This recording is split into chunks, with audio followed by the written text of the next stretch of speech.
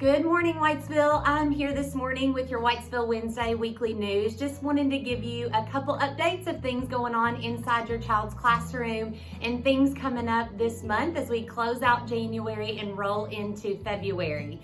So it's hard to believe that we are already into the third 9 weeks. Today, your students will be kicking off the first learning cycle of the third 9 weeks. And with so many obstacles this year, you guys are helping us make the best of this, and this year just seems to be flying by. I want us to start off this morning with a little information for you about what your kids are learning about the brain. So we talked a little bit about it last week. I just shared with you what we call the leader brain, and this is the leader brain. Ask your kids why it's important that their thumb is underneath their fingers. Many of them have already learned about the leader brain last year. But the leader brain is when this front portion of your brain, the frontal lobe, is really in control, and it's helping you make good choices, make good decisions. Kids are in the leader mode. They can control their emotions. They can communicate those emotions. We as adults are all going to be able to relate to this, but sometimes this front portion of your brain starts to be put in situations where it kind of loses control. Like maybe there's a situation that causes some anxiety, some worry, just a situation that we don't like, and we start to get mad. And when that happens, whether you're an adult or you're a child, this front portion of your brain kind of starts to lose control because this lower portion starts to take over. And when you are in this brain, we call it the caution brain here at Whitesville, but this is when kids, we really focus on pushing your pause button and stopping and really helping them think and choose a decision that can get them back into that leader mode. But one of the things Miss Clark is going to talk with them about this morning, and you'll probably hear a little bit more from them, but sometimes that doesn't work. And sometimes our emotions go so fast and they get out of control. And what happens is something we call the flipped lid. So you can research it, you can find out a little bit more about it, but your front portion of your brain actually loses control and that bottom portion just takes over. And that is when our lid is flipped and we're not in a situation where we can really manage emotions, where we can really make good choices or think clearly. So I'm going to give you a little fact, parents, and this is something that I really had to think about as a parent.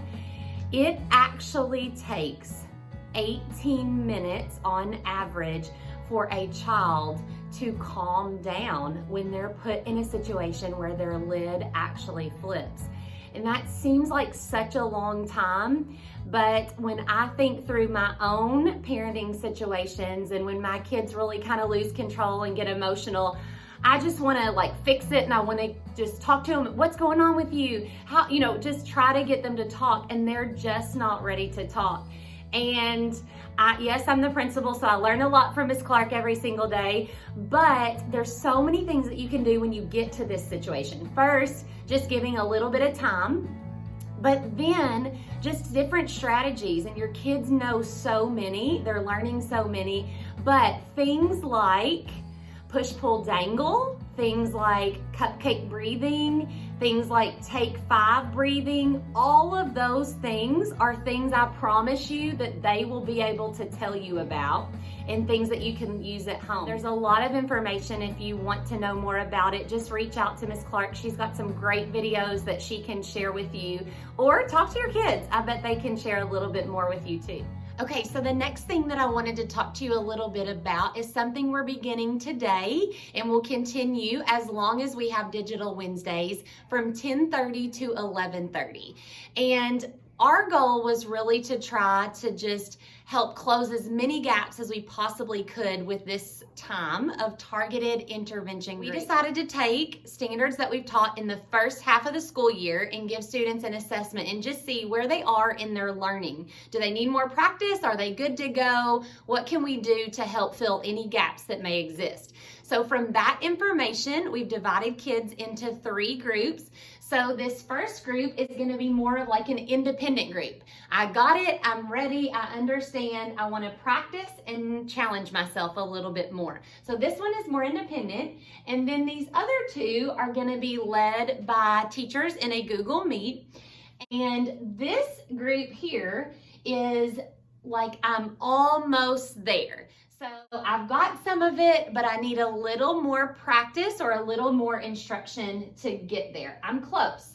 And so this group is going to focus on really mastering the skills that are needed to really grow.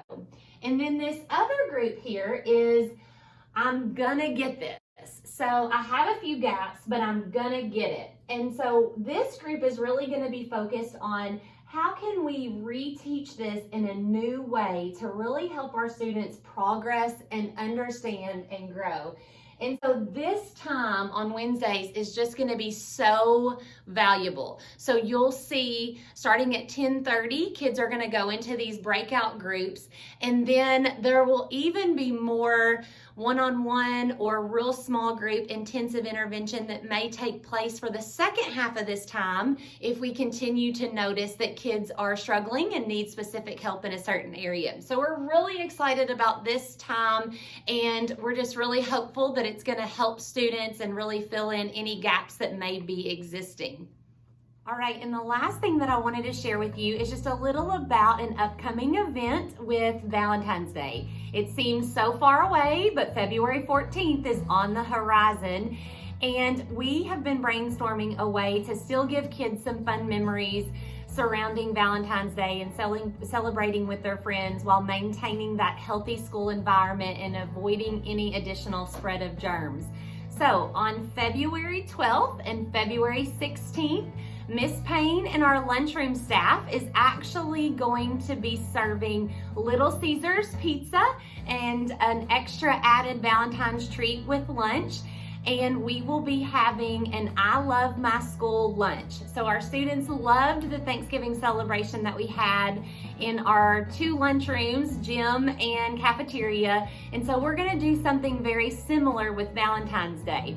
So B group will be involved in the I Love My School lunch on February 12th, and A group will also have that I Love My School lunch on February 16th. So I know our kids are gonna look forward to Little Caesars pizza and all the treats that will come with that. So parents, there will be no need to buy individual Valentine cards this year.